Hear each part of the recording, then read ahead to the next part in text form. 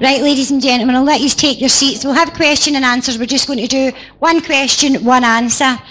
If you can keep them short, that would be good, but if you've got a lot to say, you've got a lot to say. It's a big decision we're making here. So if you just put your hands up, Darren will come round with the mic, and you can address Tommy, and we'll get started. But remember, everybody, no heckling, MD. It's really busy in here, and let people ask what they want to ask. We've all got a big decision to make. We need to look after each other and support each other through it. Right. And say your name loud and clear, who you are. Hi, Tommy. It's Pat Lee here, MC at the BBC Biased People's Protest. Just a quick question. The Better Together camp has implicitly ruled out a currency union. We'll get the white elephant into the room now, which the Scottish Government describes as bluff and bluster.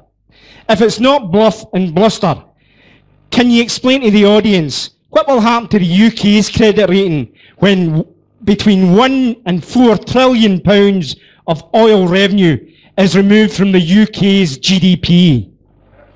So it's a very good question, Pat. It's one of those questions which illustrates the strength of the Yes camp, because the Yes camp is a massive, massive big camp. Lots of views and lots of opinions. I'm, in a moment, going to make some points about sharing sterling, but I first of all have to say that I don't want to, that I don't agree. I don't agree with the SNP government. I don't agree with the white paper. You see, in an independent Scotland, I want an independent Scottish bank that's publicly owned, that controls our money supply, so that when we decide that we need to build 100,000 new local authority homes, when we decide that we need to build 100 new community hospitals, when we decide that we need to renovate 1,000 new schools, the money supply is made available to finance all of those projects. I don't want an independent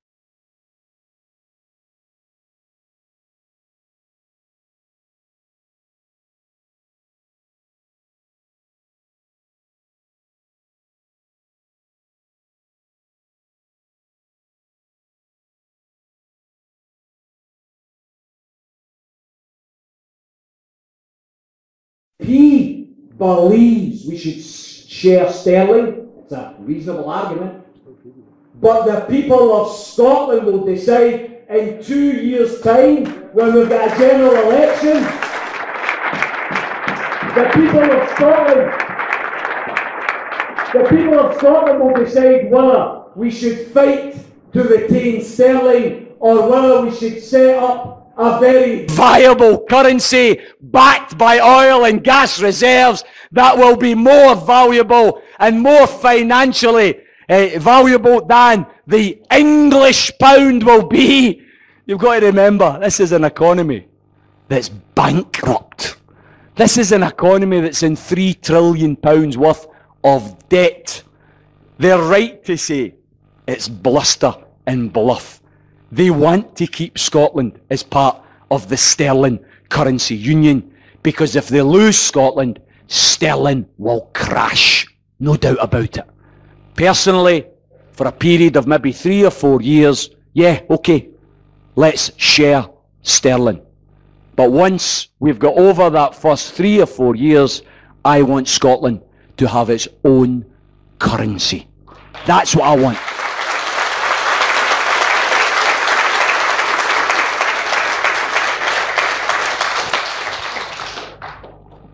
Right, next question. The guy in the green shirt. Women as well at the back. And then we've got the one at the back.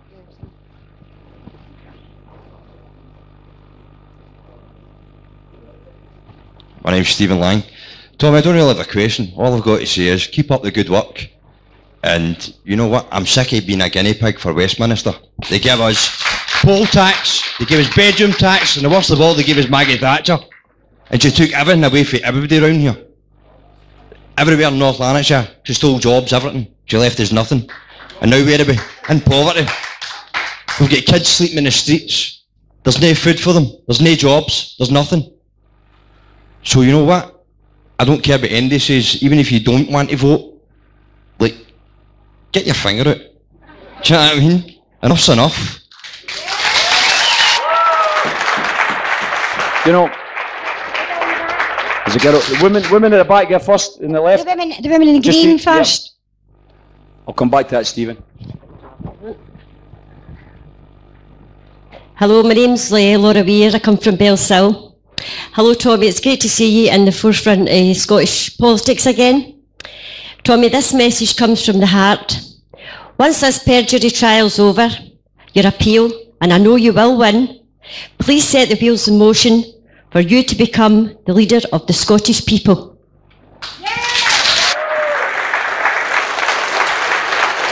Laura, I'm afraid you'll need to deal with my wife, Laura. I don't think she'll agree with that one. Listen, thanks very, very, very much. But can I tell you from the heart, the most important thing between now and 18th September is winning this. All the other decisions can be taken after this. This is the most important. But thanks very, very much for those comments.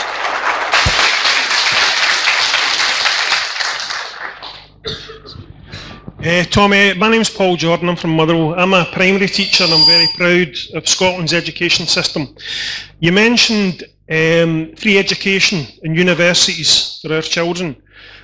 What do we do when maybe children or parents of children down in England or Wales who realise or recognise the strength of the Scottish education system, if they want to send their kids to our universities, are we going to charge them, or are we going to allow them and possibly lose a place to a young Scottish child? What happens in that position? Did you say Stephen? Paul. Paul, sorry, Paul. Paul, in an independent Scotland, and I do want to address one other point, because you have reminded me of something, but in an independent Scotland, England will be an independent England. And by the way, I hope they're good neighbours. I've got loads of good pals in Liverpool, Newcastle, a lot of good working class folk. I don't think we're abandoning England. I don't think we're abandoning English working class. I think we're leading the English working class.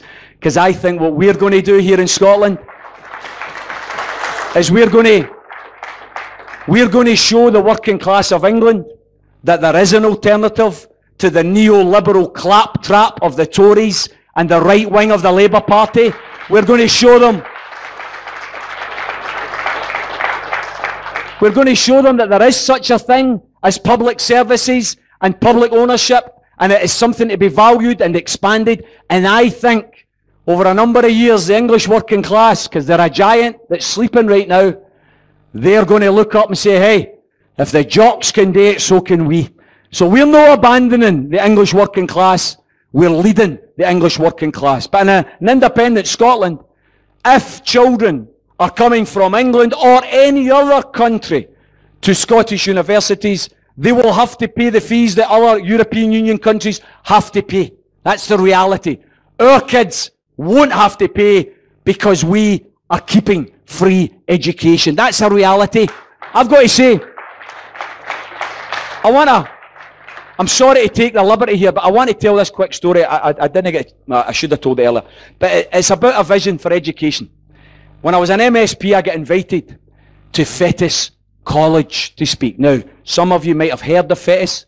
Some of you here in Wishaw might have been at Fettes. I don't know if you have got a spare 25 grand and you have managed to get in there. I get invited along. I felt like the circus act, you know, the elephant man, you know, bring in this wide-eyed radical for the middle class and ruling class wains, you know. And I got brought into a hall, 250 packed, and they were very polite and they sat and listened to me. And then this one wee chap put his horn in the air and he said, Mr. Sheridan, isn't it the case in your independent socialist Scotland that you're going to close down Fettes College? And I said, well, son, I've just spoken to your tutor and he's informed me that you've got a choice of 44 different curriculum subjects, any language you want, any science subject you want, that you've got class sizes of 15, that you've got individual tutors, and that you've got playing in sports fields that would be the envy of a Premiership football team. And an independent socialist Scotland, I don't want to close down Fettes College. I want to open up Fettes College to all. That's the reality. And I think, Paul, you probably as a teacher share my vision that in an independent Scotland, we stop looking down south and we stop accepting class sizes of 33 and 34 and we start looking over at Norway and Sweden and Denmark at class sizes of 15 and 20. That's what we should be doing in an independent Scotland. Thanks, Paul. There's a woman at the back there, sorry, and there's a chap at the front.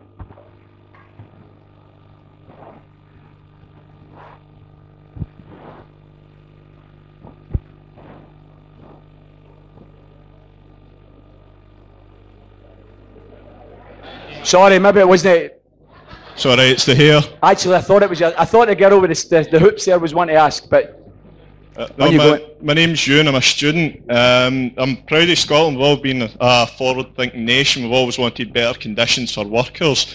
What would you say is the biggest barriers to getting a better Scotland, a fairer Scotland, where the people of the country aren't punished for the mistakes of the rich, and how can we overcome those barriers? Ewan, austerity, which, let's face it, Ewan's just defined austerity. Punishing the poor for the mistakes of the rich. That's what austerity is. I've got to ask you, how many pensioners in Wishaw? How many local authority workers here? How many health workers here were responsible for the economic crisis that happened in 2008? None of yous. Not one of yous. So why are you paying for it? Why are you paying for it? We need wage rises for 8 years. Why are you paying for it for falling living standards? Why are you paying for it?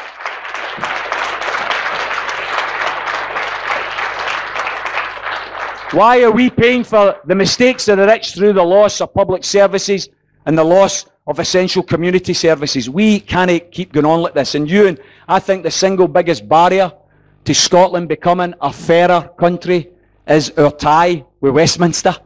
I think once we break that tie, Scotland is naturally a left-of-centre country, a country that believes in services, believes in public ownership, believes in looking after one another. Sure, we've got problems. I'm not saying we don't have problems. Of course we've got problems. But I think as an independent nation, we will tackle those problems a lot quicker than if we stay part of that horrible, corrupt Westminster village. So, personally, and by the way, I say this as a socialist. I'm not a nationalist. The Better Together keep saying, the nationalists, the nationalists, the nationalists. You don't need to be a nationalist to want independence. You just need to be a Democrat. You just need to be somebody that believes in democracy.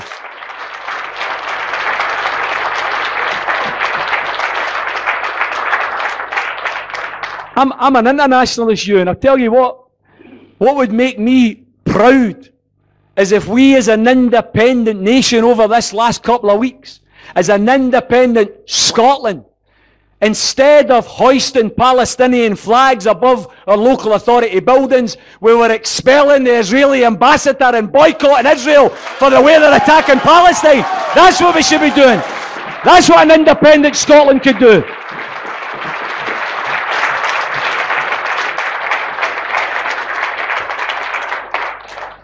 There was a question down the front. Hi Tommy, my name's Paul McCrum. I worked in the National Health Service for 26 years, like most of my family. And we hear many scare stories just like the Better Together, saying about the currency and whatever, but what do you see as a National Health Service in Scotland in the years to come? Did you say Paul? Paul has asked about the National Health Service, and as I said earlier, I actually don't think, and I think in the next 6 weeks we've got to rectify this, I don't think the Yes campaign has made enough of the threat to the National Health Service. I think we should have a massive campaign in this next 6 weeks to say NHS condition critical. A no vote will finish the National Health Service in Scotland. That's the reality. In an independent Scotland, we're going to have a constitution. We're going to have a written constitution, and in that constitution we're going to have it written that our health service is never privatised, stays a public service at all times. That's what we're going to do. We're going to have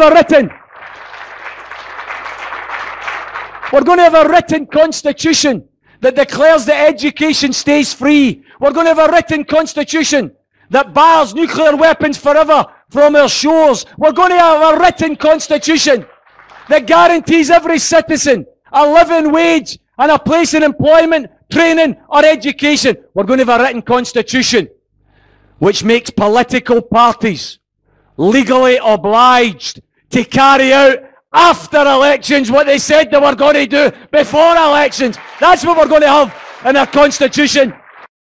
We're going to have a constitution. We're going to have a constitution with a right of recall that they've got in many states in America and many European countries. So that if a politician asks you to vote for them and says, vote for me and I'll save the local community centre, and 4 weeks later votes to close it, you don't need to wait 4 years to get rid of them. You can trigger a by-election by getting enough signatures on the forums to make sure that liars like that get brought to book and you get them out after 4 weeks, no after 4 years. Politicians, brothers and sisters, let's face it, politicians, me included, we're like nappies. We should be changed regularly and for the same reason.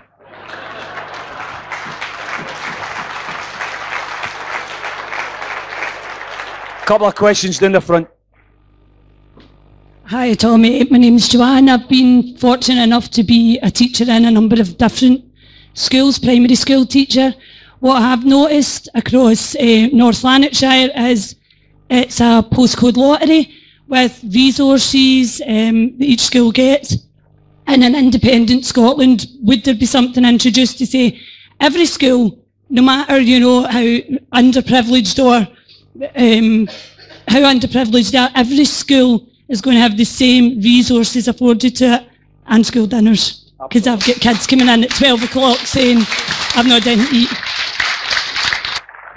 Again, an excellent question from Joanna, somebody that obviously believes in education as a teacher herself.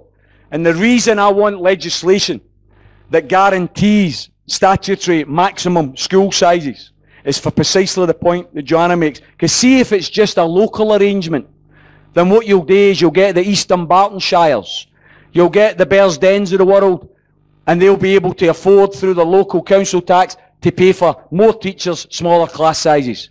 In the poorer areas, they won't be able to afford to do that.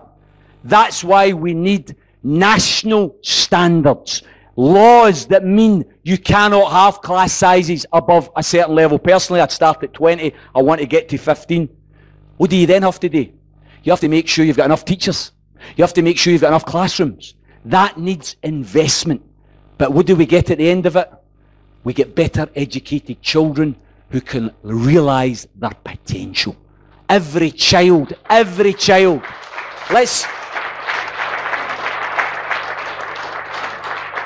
Let's face it, folks. Every child. Not just the ones for the Bearsdens and the Morningsides of the world. I want every child to be a potential doctor, to be a potential scientist, to be a potential engineer, to be a potential magician. I want every child to have the full potential to realise the fullest life. And we can only do that if they all get the same chances at education. That's why education is so important. So please, if you value education, if you seriously believe that education is something that is important, and by the way, Scotland, we've been built on education. Think of the things we've given the world, from penicillin to steam to medicines. Come on. We are a country that's been built on education. We've fought above our weight for many, many hundreds of years. Now we can realise our potential even more as a wee independent nation that is rich in potential and is rich in vision. Remember the words of Nelson Mandela. May your life's choices be guided by hope, not by fear. Please bear that in mind when it comes to the 18th of September.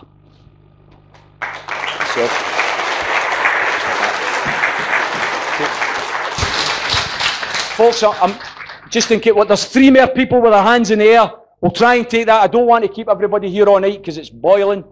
I'm soaking, you're probably soaking, but we'll take 3 more questions if that's all right. Hiya, my name's Ross Langford. I'm unemployed. I've got 3 questions I would sort of like to ask. The first one is, do you know where Tony Blair is? And why is he not in jail for his war crimes? You were talking about that earlier. Actually going to have to do for us to put him on trial. I mean, he's killed millions of innocent children and he's getting like, what, 500 grand for spouting his pish like, everywhere he goes. The next question I had was, do you think we should become a republic after we vote yes? I think we should get rid of the monarchy. I think they're outdated. They're not fit for purpose. They're just, what is the point in them? And third of all, do you think we could decriminalise cannabis because it helps you think a wee bit clearer? Brilliant. Absolutely brilliant. It's great when you ask young people to ask questions because they don't give a damn, do they? They just get stuck in. Well done, Ross. I'm going to take them in reverse order. I don't take it. Believe you me, I don't take any drugs. Apparently, I'm a bit of a coke fiend. I've never touched it in my life. But can I say with all honesty, I've had a wee bit of time in a few of our Majesty's hotels across Scotland. Can I tell you, I've never ever met anybody that had a spliff and took a knife to somebody's face. But I've met a lot of people. I've met a lot of people that downed some super Callies and wine and took knives to people's faces. The truth is, the most dangerous drug in society is alcohol. That's the reality.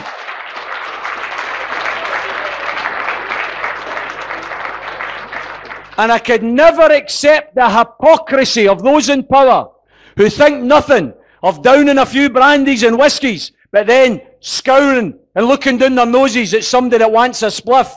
The only thing that people taking a joint want to attack is the fridge. That's the reality.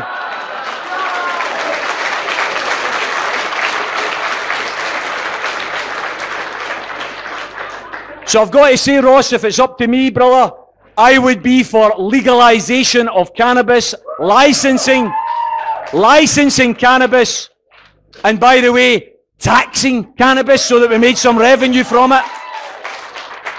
I don't understand why we stand idly by, and you know them yourselves because they're driving around in the top of the range 4x4s. They're making a packet out of trading in drugs. I don't know why we don't do it properly, legally, and more healthily. And if somebody wants to have a wee spliff rather than a pint, are we really going to call them a criminal for that? Come on. We don't promote them. I wouldn't allow the promotion of alcohol. I wouldn't allow the promotion of cannabis. But I certainly wouldn't allow people to be criminalised for smoking a bloody joint. It's a disgrace. It's stupid. In relation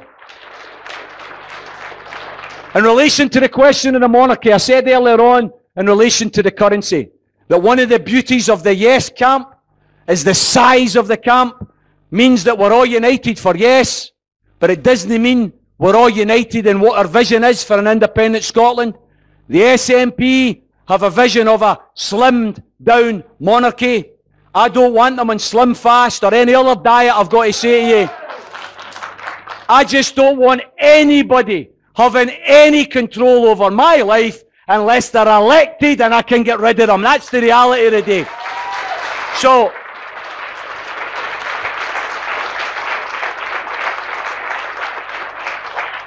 I don't support an unelected head of state.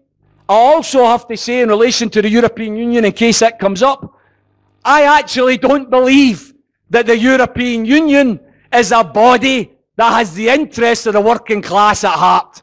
The European Union is a rigged big business organisation that promotes big business, promotes privatisation, and will undermine workers' rights.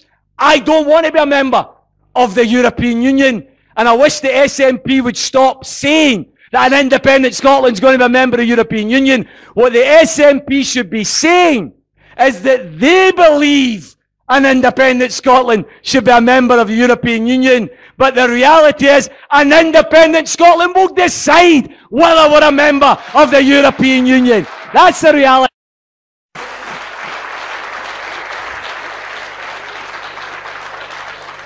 And the final thing in relation to what Ross said, he asked a question and then he answered it perfectly. Where is Tony Blair? Well, we don't know where he is. We know he'll not be paying for his fare wherever he's gone. And we know he'll be getting millions for whatever he's doing. But we also know where he should be. In The Hague, tried as a war criminal. That's where he should be. Absolutely.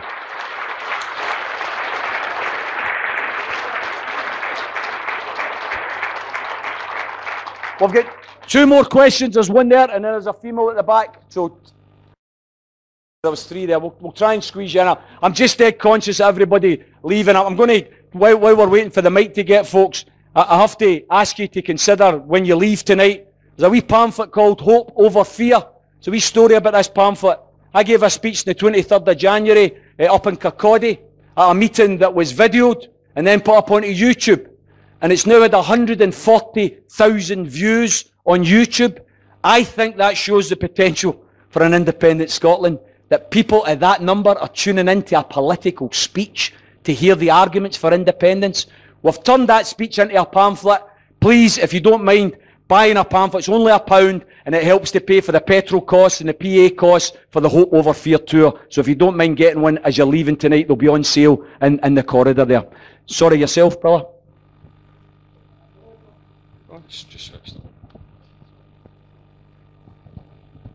Hello, Tommy. Jim McMahon. Your vision of Scotland as a utopia is very laudable, and I hope it does transpire. But I think there are a lot of practical issues in the interim period before we get to that state. And one of them that most people is concerned about is the currency. And I do think that after a yes vote, the UK government will share the pound with us, but at a cost. We're going to have the Bank of England control the interest rates, and the cost of all of that may also be we may have to give some concessions as regards Trident. What are your feelings about that? And also, a wee supplementary was that is our health and also education not already devolved to the Scottish Parliament? Jim, take the last two questions first. Health and education is devolved to the Scottish Parliament. That's why we still have a publicly owned health service. That's why we don't have upfront tuition fees. That's why we have free prescriptions. None of that exists in England. The point is, if we stay part of the UK, we stay part of the Barnett formula, which means Westminster decides how much money we get to spend on our health and on our education. The point I'm making, Jim, if we don't go independent, they are going to force us to follow them into the madness of privatisation of health and education. That's why independence is so important. Relation to the point about the currency, I think you're absolutely right. It's already been made clear down the front here. Do you honestly think that a country that's a net contributor to the UK exchequer is going to be kept out of a currency union after independence? The sterling would collapse. That's the reality. It's pure bluff, and it's pure blunder, and it's pure fear. Project Fear. Remember that. That's what the Better Together campaign is underlined by. Frighten everybody into thinking we can't do it. I believe we can do it. And in relation to Trident, Jim, it's already been made clear. And it had to be because there was nearly a revolt within the SNP on this.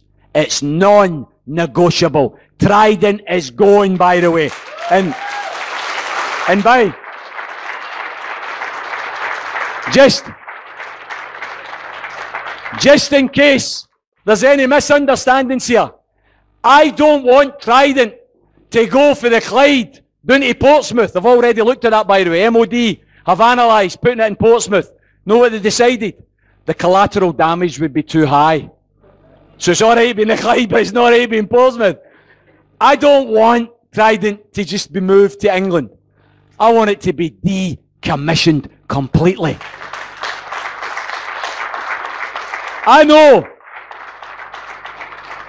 I know it's going to take a few years to decommission it. So where are we going to put it until it's decommissioned? I know where we're going to put it. The River Thames right outside Westminster. That's where we're going to.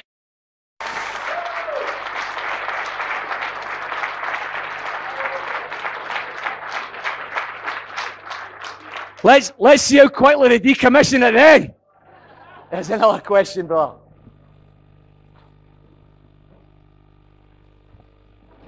Tommy, John Boyle, I've been an activist for 40 years along with Brother Milligan, right? You know and I know. What I want to do is, when we win the election on it's announced on the 19th, where is the socialist infrastructure? I understand yourself, but do you see the car from Westminster coming up here? Because all you're doing is you're changing the game from London to Edinburgh. Have you seen enough in your 71 meetings for the young people of Scotland to take the banner up and get us what we've been trying to get for the last 51 years, a socialist government in Scotland? Absolutely. Bro, what was your first name? John, can I say to you, I've had the pleasure at these meetings of sharing platforms with young Mary Black, 19 years of age, young boy Ryan, 17 years of age, other boys, 16 years of age. And I'll tell you what, see, once I've spoken, I tend to get up and say, I think we've won already. Because see the vision and the articulacy and the passion that I'm getting for young folk now. We've awakened a nation, by the way. We've awakened a whole generation to what's potentially possible here in Scotland. I don't think they're going to sleep again, John. I think, and I've made this point over and over again, that's why I made the point of independence not being a destination. It's only the start of the journey. I think our big campaign starts on the 19th of September. Okay, let's start it on the 20th, because we're all going to celebrate on the 19th. But the reality is, we are going to have all of those young people, all of those latent activists. I mean, how many of you, honestly, how many of you here have been at a political public meeting before? Every time I'm going to meetings now, 99% of people have never been at a meeting. And I'm talking hundreds and hundreds of people coming to halls. They've been awakened. And they're not going back to sleep. I think the potential we've got, John, is to transform Scotland for the better. Absolutely. There will be a left of centre government, if not a socialist one. Eventually, there'll be a left of centre one. And by the way, irony of ironies, the Labour Party probably has most to gain from independence. The reality, because they know that after independence, they can't stay the same. Or they'll be like the snow off a bloody dike. They'll be like the dodo.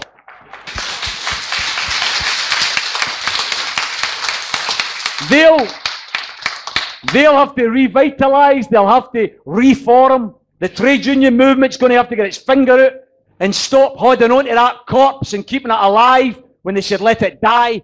And I hope they will fund and organise a real socialist party for the people of Scotland to vote for. That's what I'm looking for, John.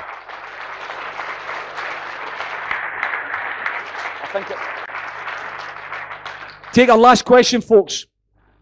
Everybody's like, oh, thank God. Can you get down the road? You don't need your sleeping bags after all. Sorry, I'm going to take two then, because there's a chap there and then there's a woman behind you, so take two. Yeah. Is it on? I think. I'm John McGee. I'm 60 years old. I voted against the EEC in 1973. I've never had a wish to be European. I've always been Scottish. This vote terrifies me, but I'm still voting yes.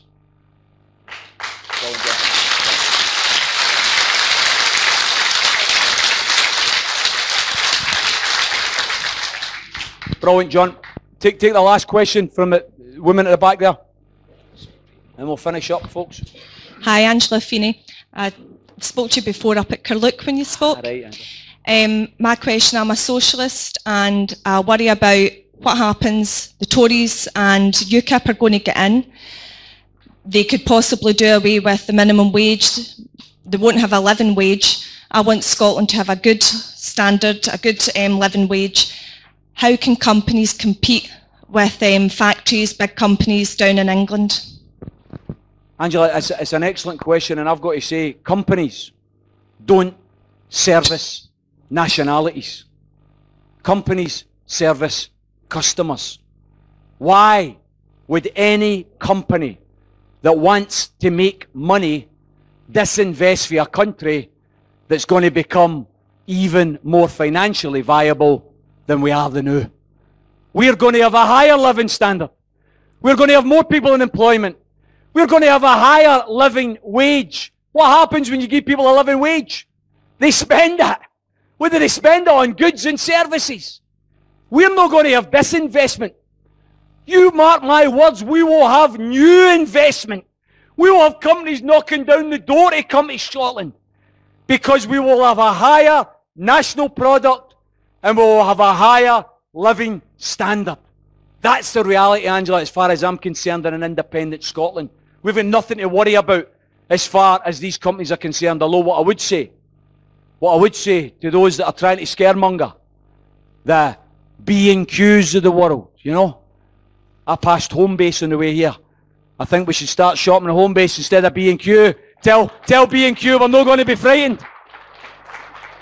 Brothers and sisters, don't allow some multinational corporation to decide your fate and your country's fate. Vote for what you believe in. Vote for what you think is right. Economically, we are going to become a powerhouse.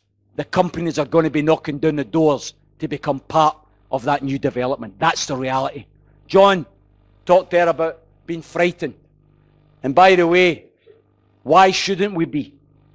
This is the biggest decision we've probably made in our lives.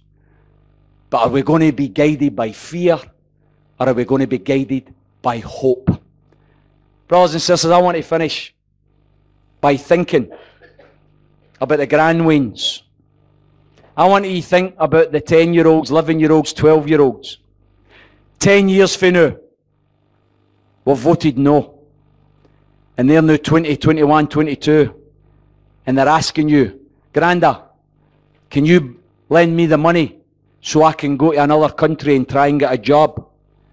Because they're going to be growing up in a country that's poorer, a country with more unemployment, a country with more low pay, a country with more 0 hours contracts, a country with less public services, a country with a privatised health service, a country with a privatised education service.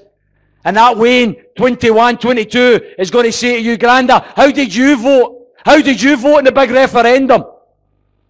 And see, if you voted no, you're going to be very uncomfortable. Because by then you're going to realise you made a humongous mistake.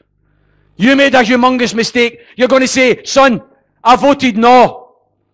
And that Wayne's going to look at you and say, you voted no. Why did you vote no? And you're going to say, because I didn't like Alex Salmond.